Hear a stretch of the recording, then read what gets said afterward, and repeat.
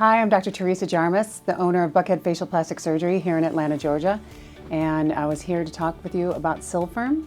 That's our newest device that we've added. I could not be more pleased with how things have turned out with that device. We do have a number of options available for our patients, and we're trying to continually improve and add the best technologies that we can find out there. Although we do have other radiofrequency microneedling devices, we were still looking for something because although we would get good outcomes, the downtime was too much, the pain was too much. So we were looking for still getting a great outcome, which is what we will get with radiofrequency and microneedling, we all know that. But with Silfirm, it gave us the option to be able to do this with less downtime, less pain, so that patients will actually come back and do another treatment or a series of treatments. With our previous device, it was so darn painful and patients had 4 or 5 days of downtime that it wasn't realistic. So even though there were good outcomes, it was just too prolonged.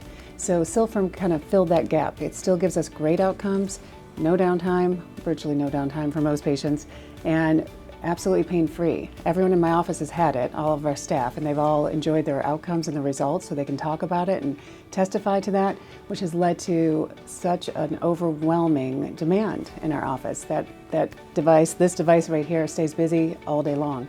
So that's been great. The other reason that we chose Silfirm was John Stupka from Stupka Aesthetics.